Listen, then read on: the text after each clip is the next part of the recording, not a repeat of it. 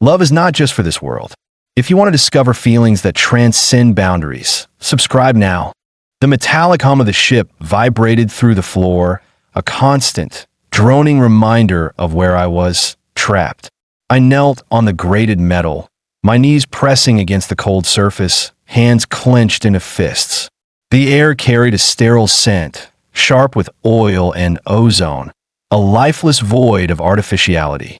Around me, the other captives sat in varying states of exhaustion, their eyes dull, their shoulders slumped in silent resignation.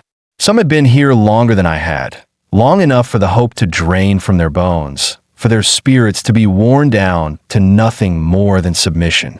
Others, newer arrivals, still flinched at every sound, their minds not yet broken, but already cracking under the weight of captivity. I had once believed myself different from them. Stronger, perhaps, more determined to fight. But time had a way of eroding even the sharpest resolve, and though my mind still burned with defiance, my body understood the reality of our situation. We were not prisoners to be negotiated for. We were not soldiers taken in battle, awaiting exchange. We were property. The door to our containment cell slid open with a sharp hiss. The atmosphere shifted. She stepped inside, and the air seemed to grow heavier, colder, as if even the ship itself acknowledged her presence. She was unlike the others, taller, more imposing, wrapped in sleek black armor that gleamed under the sterile white lights. Her movements were controlled, precise, as if she had calculated the exact amount of energy needed for every step and refused to expend an ounce more. Her silver hair, impossibly smooth, fell in fluid strands down her back, moving with an unnatural grace, as though the air itself responded to her presence. But it was her eyes that unsettled me the most. Icy, unfeeling, devoid of warmth or sympathy. They swept across the room with clinical detachment, scanning the rows of captives as one might inspect tools on a workbench, searching for the most efficient, the most useful. When her gaze settled on me, I felt something primal tighten in my chest. There was no hesitation, no flicker of consideration. She raised a gloved hand and pointed directly at me. You. The word was smooth, sharp, carrying the weight of a decision that had already been made. Two guards stepped forward before I could react, their hands gripping my arms with practiced ease.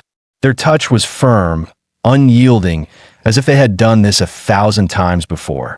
I tensed instinctively, a protest forming at the back of my throat, but I swallowed it before it could escape.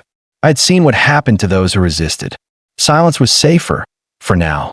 They pulled me to my feet and led me out of the containment cell, the door sealing shut behind us with an ominous finality. The corridor outside was stark and metallic, its walls pulsing faintly with an energy I could not comprehend.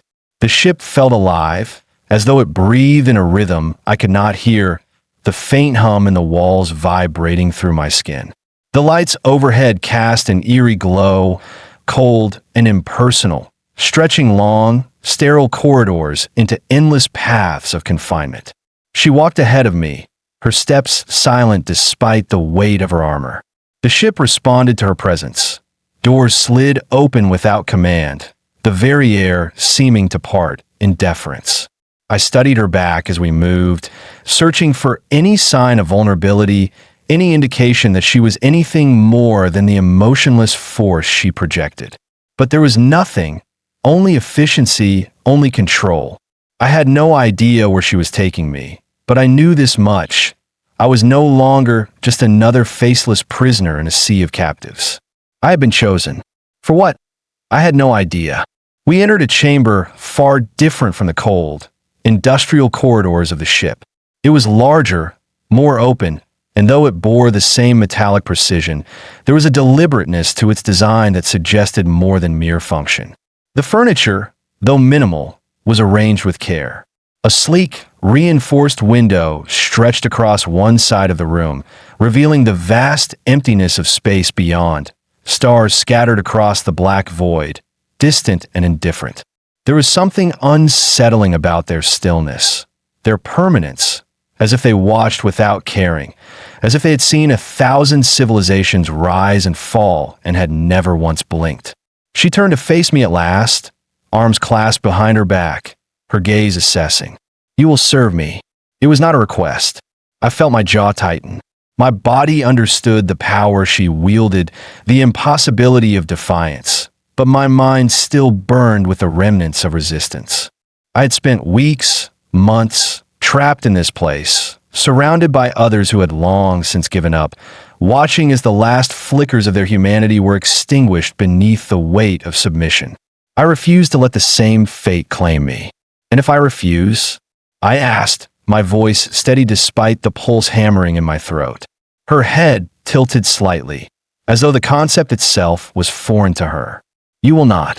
The certainty in her tone unsettled me more than any threat could have.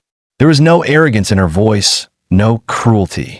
Just fact, just the simple, unwavering belief that resistance was impossible. I exhaled sharply, forcing down the frustration rising in my chest. "You don't even know my name." A flicker of something crossed her face. Curiosity, perhaps, though it was gone too quickly to be certain. "A designation is irrelevant to your function." The words landed like a slap. I was not a person to her. I was not even a prisoner. I was a tool, a mechanism to be utilized. "My function," I echoed, the word bitter on my tongue. "And what exactly is that?" She did not answer immediately. Instead, she turned away, moving with the same measured precision, and gestured toward a tray resting on a nearby surface. A single piece of fruit sat atop it, smooth-skinned, unfamiliar, its surface gleaming under the artificial light. "Peel it," she said. I stared at her. "You kidnapped me for fruit duty?" Her expression did not change. A part of me, perhaps the same part that had kept me alive this long, wanted to obey, to stay beneath her notice, to avoid whatever consequence defiance might bring. But another part, the part that still remembered what it meant to be free, refused. So I picked up the fruit, and I took a bite. The reaction was subtle, but I saw it. The briefest flicker in her eyes, a moment of pause where there should have been none. Surprise. Then something else. Something dangerous. I swallowed slowly, meeting her gaze. "You never said I couldn't eat it." Silence stretched between us, thick as gravity, heavy with something unspoken. Then, in a voice colder than the void outside, she said, "Interesting." The silence between us stretched, thick as the cold air circulating through the ship's artificial atmosphere. The weight of her gaze had lifted, but I still felt it, as if it had left an imprint on my skin. She had turned away, but the moment hung between us, suspended, unfinished. My pulse slowed, my body instinctively recognizing that, for now, the immediate tension had passed. And yet, something in the room had shifted. I pressed my fingers against the side of my neck where her strange device had touched me. The skin there felt normal, no different than before, but deep beneath it, something felt altered. Not physically, not in any way I could explain, but I had the unsettling sensation that I had been cataloged, dissected, understood in a way that I was not meant to be. She worked at her panel, movements controlled, precise as before, yet there was a flicker of something different now. I had begun to recognize the minutiae of her reactions. Though subtle, they were there. Her fingers hovered a fraction longer than necessary before each motion. Her posture, though still rigid, was locked in something more than mere control. She was considering something, calculating. And for the first time since she had spoken to me, I felt the faintest sliver of uncertainty in her presence. I exhaled, grounding myself in the moment. "So," I asked, crossing my arms, "what did you see?" Her fingers stilled, but she did not turn. "Insufficient data." I let out a short, humorless laugh. "Is that your way of saying you don't know?" For a brief moment, she remained silent, and then, against all expectations, she turned. The light from the panel cast faint, angular shadows across her face, sharpening the already striking lines of her features. Those cold silver eyes held no irritation, no obvious reaction to my mockery, only assessment. "Your neurological response was atypical," she said finally. The words meant little to me, but her tone did. There was something just beneath its surface, something unspoken. I narrowed my eyes. "Atypical how?" She considered her next words carefully. Your emotional and cognitive reactions diverge from standard human parameters. I stared at her, trying to decipher whether that was good or bad. Right? And what does that mean exactly? A brief hesitation. It was small, so small that if I had blinked, I might have missed it, but it was there. She did not know. That realization sent a jolt of something sharp through me. She was supposed to know everything, wasn't she? She carried herself like someone who had mastered every variable, who saw the universe in rigid, ordered patterns. To her, I had been another pattern, another equation to solve. And yet, she had hesitated. I leaned forward slightly. What were you expecting? Her jaw tightened just enough to confirm that I had touched on something real. You will remain under observation, she said instead. I huffed out a breath, shaking my head. Yeah, you said that already. The air between us shifted again, but this time it was different. She had studied me like a specimen before, but now there was something else, something not quite calculable in her expression. A question she hadn't asked aloud. And then she turned, dismissing the moment as though it had never happened. The room remained quiet except for the faint hum of the ship, but I felt the space between us pulsing with unspoken tension. I let my eyes wander back to the window. The stars stretched infinitely beyond the glass, so distant that they seemed frozen, like pinpricks in a canvas too vast for the mind to grasp. They had been watching long before I was born and would continue long after I was gone, indifferent to the struggles of creatures like me. I dragged a hand through my hair, exhaling sharply. So what now? You keep poking and prodding me until I give you the results you want. She did not answer immediately, but when she did, her words were calculated. You assume I desire a specific outcome. I scoffed. And I assume you won't tell me what that is. A pause. Then, with a precision that felt almost surgical, she said, I am assessing the extent of your deviation. Something inside me went still. Deviation. I have been called many things in my life, but that word carried a weight that unsettled me in a way I couldn't quite name. She continued as if my reaction was irrelevant. Your behaviors, reactions, and resistance to instruction suggest an anomaly beyond standard human defiance. I arched a brow. So what? You think I'm defective? Her eyes flickered. Barely, but it was enough. No, she said after a moment. I think you are different. The weight of those words pressed against my chest. The way she said it, matter of fact, not a compliment, not an insult, made it clear that this was not just about my resistance, not just about my refusal to obey. There was something else. Something she hadn't expected. I straightened slightly, watching her carefully. And what do you do with things that are different? She held my gaze, and for the first time, I thought I saw something deeper in her eyes, something almost unreadable. That remains to be seen.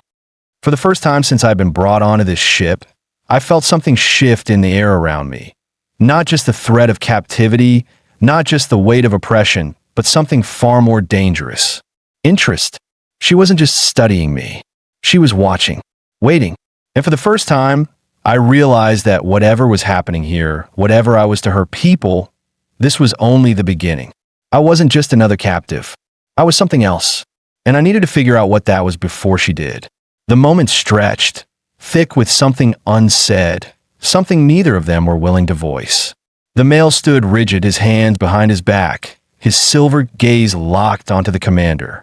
His hesitation had been brief, nearly imperceptible, but it had been there, and she had noticed. So had I. Whatever he had seen in that scan, whatever information had flickered across his screen in that indecipherable alien script, it had meant something, and not something simple. I pushed myself up onto my elbows, ignoring the residual tingling in my limbs, the phantom sensation of whatever the machine had done crawling just beneath my skin. My body still felt strange, like it had been turned inside out and pieced back together, but I forced myself to focus. The room was too quiet.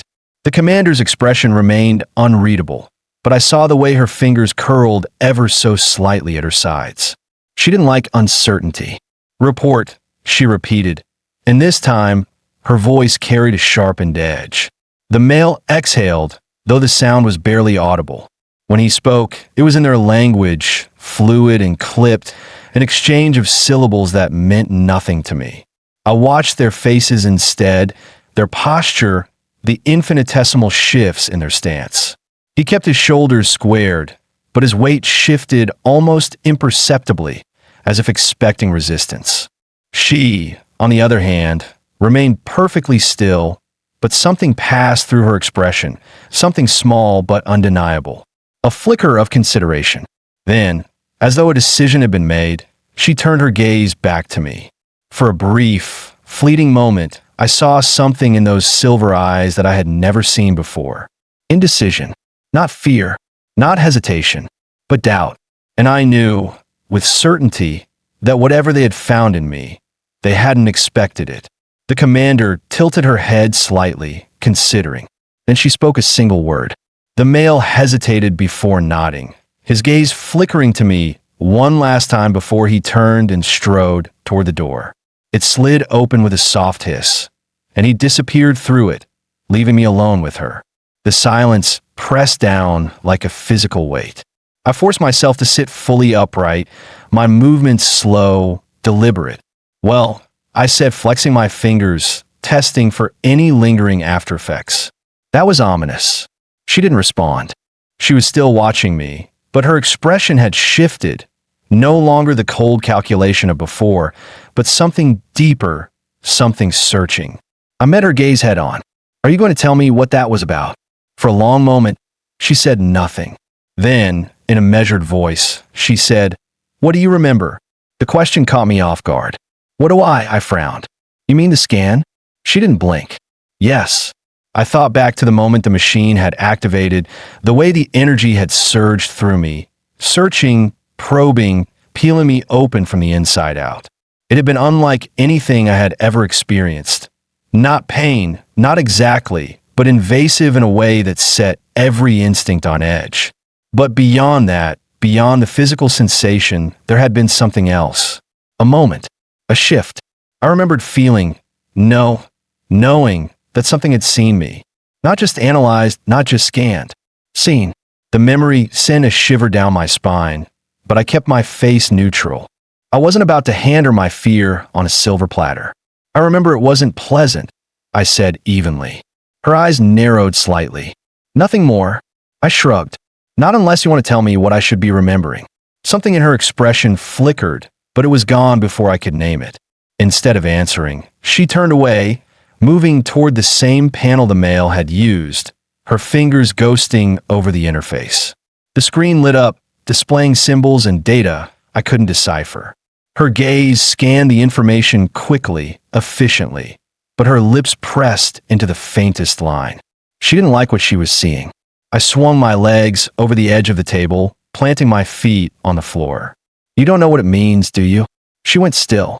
It was only for half a second, but it was long enough. I let out a slow breath, rolling my shoulders. "Huh." She turned back to me, her expression returning to its usual impassivity, but I could see it now, the careful control, the deliberate lack of reaction. I smiled just a little. "That's got to be a first for you." Her silver gaze didn't waver. "You assume too much." "Do I?" I gestured to the screen. "That guy hesitated. You hesitated. And I've spent enough time around you by now to know that's not normal." I tilted my head. "So either I'm dying in a way you've never seen before, or there's something about me you don't understand. And I don't think you like not understanding things." A sharp silence settled between us. Then, finally, she said, "Your physiology deviates from expectation." I arched a brow. "That's a fancy way of saying I don't fit the pattern." "Yes." Her honesty threw me. She stepped closer, studying me the way she had in the beginning, but now there was something else in her gaze. Something just beneath the surface. Not just analysis. Curiosity. That was dangerous. I exhaled, bracing my hands against the table behind me. "So what happens now?" She considered me for a long moment. "You will remain under observation." I let out a humorless chuckle. "You keep saying that. This changes things." I frowned. "Ow." She didn't answer immediately. Instead, she reached toward the screen again, and this time I caught a glimpse of the data before she shut it down, A brief flash of something, a waveform, a series of shifting symbols that flickered too fast for me to fully comprehend. But there was something wrong about it. Something unstable. She turned back to me. "You are being moved." My stomach twisted. Moved where? Her expression gave nothing away. A more secure location. That didn't sound good. I pushed off the table, keeping my stance relaxed, unthreatening. "I'm not sure I like the sound of that." Her gaze remained steady. "It is not a request." Of course it wasn't. I inhaled deeply, steadying my pulse. Whatever had just happened, whatever the scan had found, it had changed something. I was no longer just another prisoner, another human being cataloged and filed away for labor. I was something else now, something they didn't expect. And that, I realized, might be my only advantage. She turned toward the door, expecting me to follow. I didn't move immediately. Instead, I let the silence stretch, let her believe, for just a moment, that I might resist, that I might be unpredictable. Then, just as the tension reached its peak, I exhaled, rolling my shoulders, and stepped forward. "Lead the way." She did. But for the first time, I had the distinct impression that she wasn't leading me toward my captivity. She was leading me towards something else entirely. The corridor stretched endlessly ahead, its smooth metallic walls pulsing faintly with that ever-present, almost imperceptible energy, like the ship itself was alive, aware. The commander walked in front of me, her strides measured, precise, never faltering. She moved as if the air itself parted for her, as if the very concept of uncertainty had no place in her existence. But I had seen it now, that flicker of hesitation, that brief lapse in perfect control. Something had shifted between us. The other aliens I had encountered regarded me as nothing more than a subject, an anomaly to be studied. But she was different. She wasn't just analyzing me. She was considering me. The way she had reacted to my scan, the way her subordinate had hesitated before reporting the results. None of it aligned with the cold efficiency I had come to expect. And now I was being moved. That alone was telling. "Are you going to tell me where I'm being taken?" I asked, my voice calm, but edged with challenge. She didn't glance back. A secure facility. Not an answer. Am I supposed to be reassured by that? Silence. I let out a slow breath, glancing around as we walked. The corridors were eerily quiet. No other personnel. No sounds beyond the steady hum of the ship. It felt deliberate. "You're isolating me," I said. "Why?" She didn't stop walking, but I caught the faintest shift in her posture, a subtle tightening of her shoulders. A confirmation, whether she intended it or not. "You're no longer standard," she said eventually. "Your presence creates variables." Variables? I gave a dry laugh. "You mean I don't fit into whatever neat little category you've assigned to humans?" She finally stopped. The suddenness of it sent a prickle down my spine. She turned, and for the first time since we had met, her gaze didn't just assess me, it searched me, as if trying to see past skin and bone to something deeper. "You are an outlier," she said. "Statistically improbable, behaviorally divergent." I frowned. "Is that your way of saying I think too much for a prisoner?" She didn't blink. "It is my way of saying you are unaccounted for." That landed heavier than I expected. She wasn't just saying I was different. She was saying I was impossible. I took a slow step closer. "And what does that mean for me?" A beat of silence. Then, she said, "That remains undetermined." A diplomatic way of saying she didn't know. I studied her, the way she held herself so still, like any movement might betray something vital. She was not a creature accustomed to uncertainty. The realization unsettled me. It also intrigued me. "Do you dislike not knowing?" I asked. Something flickered in her gaze, quick but real. "Knowing is efficient," she said carefully. Not an answer. I smirked. And yet, here I am. A very inefficient problem. She didn't respond. But she didn't deny it, either. Before I could press further, a sound cut through the silence. A deep, resonant chime vibrating through the walls. She turned sharply, fingers grazing a panel at her wrist. A faint symbol flickered in the air before her, unreadable to me, but whatever it was made her jaw tighten. Something had changed. Then, before I could process what was happening, the ship lurched. The floor trembled beneath us. not a violent explosion, but a shift, a ripple through the structure, as if the ship itself had reacted to something. The commander moved instantly, pivoting on her heel. "We are changing course." I steadied myself. "Why?" She didn't answer. She was already moving again, faster this time. Not hurried, but with purpose. I followed, keeping pace.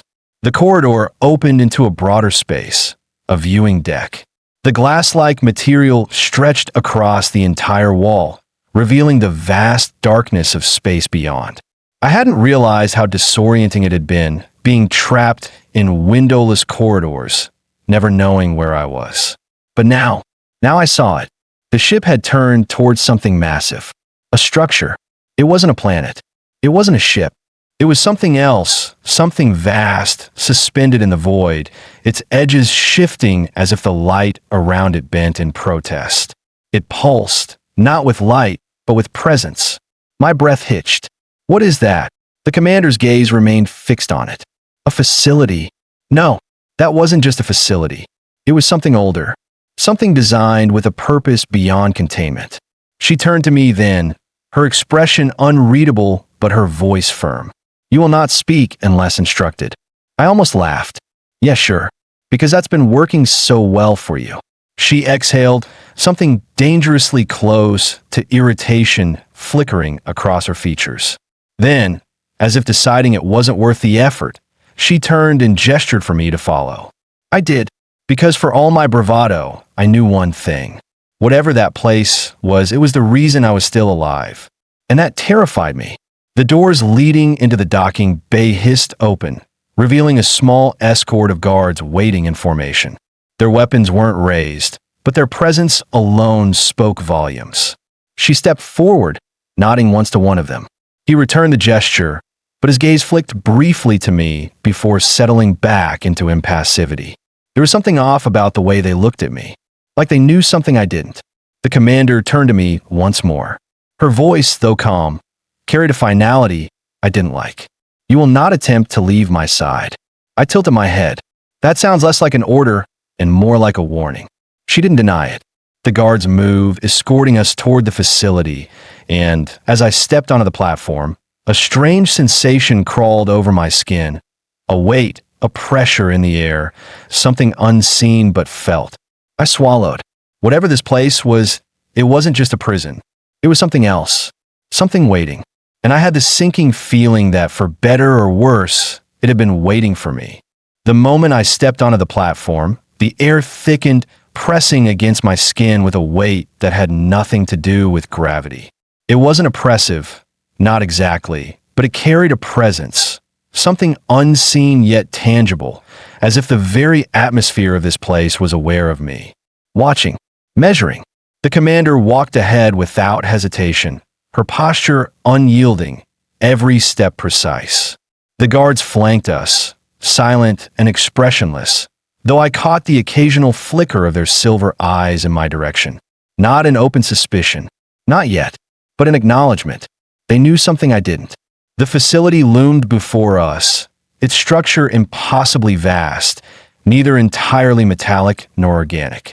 The walls pulsed with a faint, rhythmic energy, their surfaces too smooth to be natural, yet not quite artificial.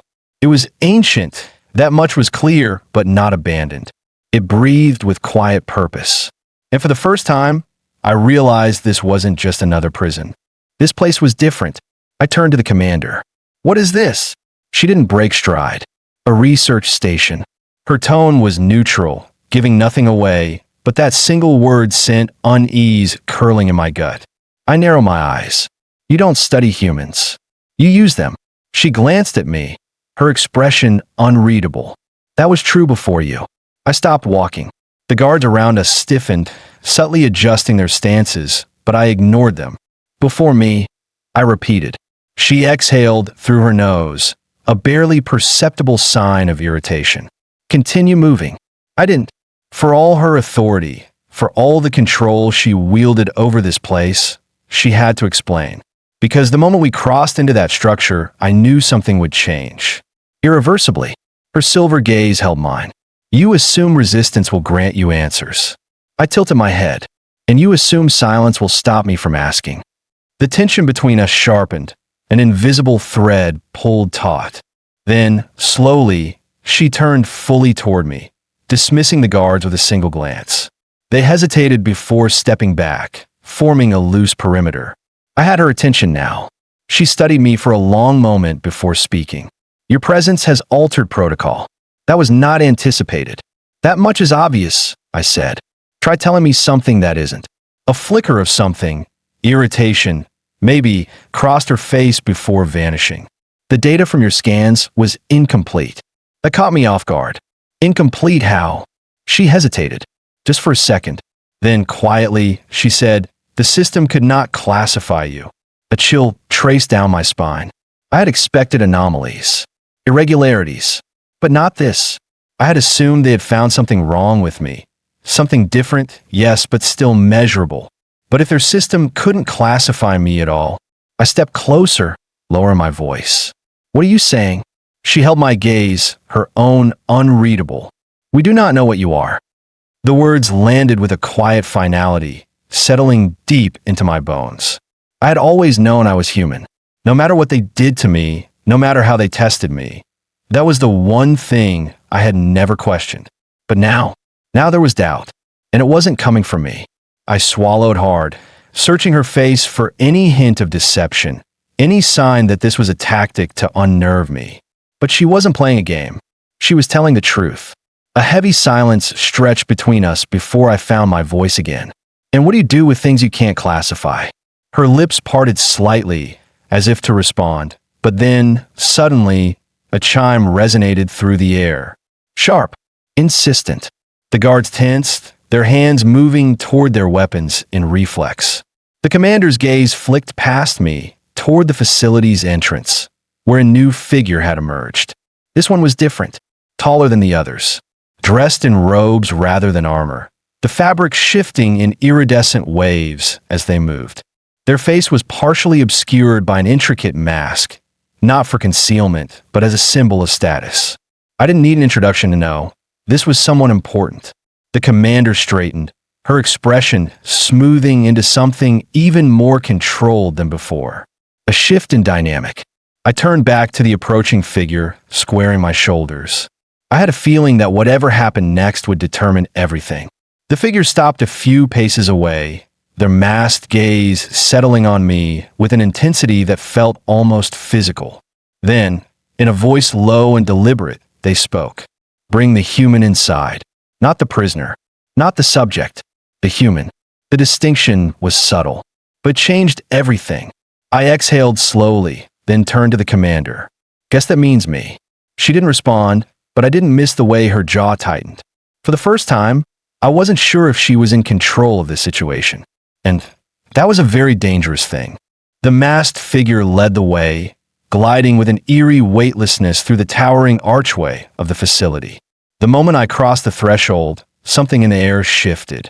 The pressure thickened, humming with a force I could neither name nor see, like stepping into the stillness before a storm. The walls pulsed faintly, their metallic sheen giving way to something else, something darker, organic, almost alive. I forced my breathing to remain steady, but every nerve in my body stayed coiled, waiting, watching. The commander walked beside me, silent, her face an unreadable mask of control. Yet I could sense it, that same tension I'd seen in her before. She didn't like this. And for all her authority, she was not the one in charge here. The figure in front of us stopped before a massive, circular doorway, its surface smooth but pulsing with veins of shifting energy. Without a word, they lifted a hand, pressing their palm against the surface. The wall responded.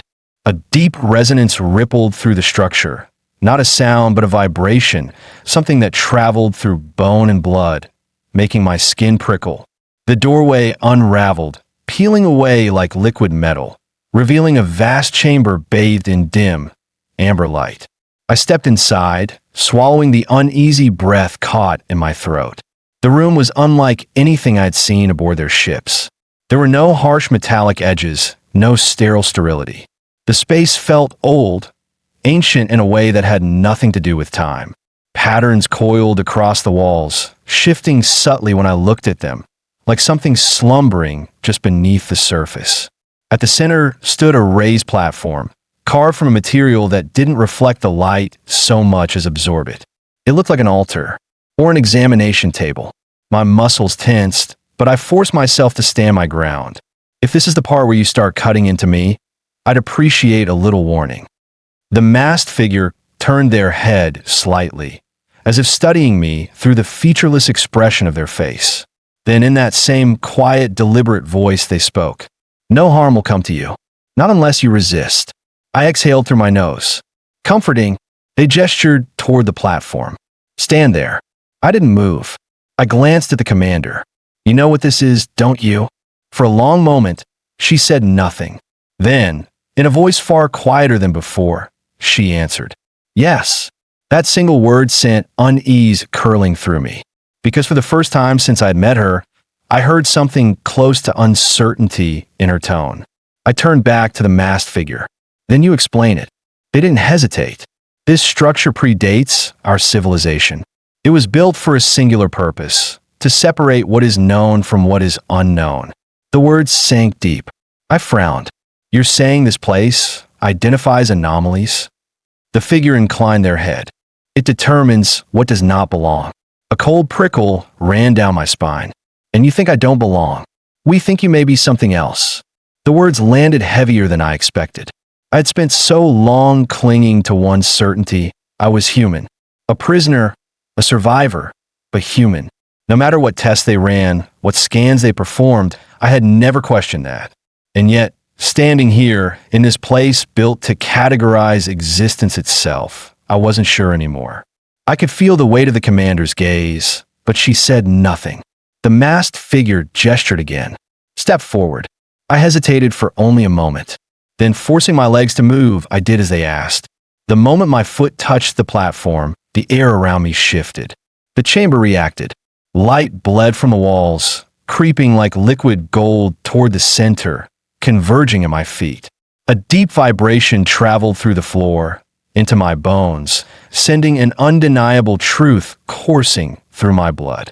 It recognized me, not as an outsider, not as a human, but as something else. The masked figure stood motionless, observing. The commander remained still, but I felt it now, the crack in her composure. She hadn't expected this. Neither had I. A pressure built in my skull, not pain, but something vast, something old pressing against the edges of my mind. A whisper just beyond hearing. A presence waiting just beyond reach.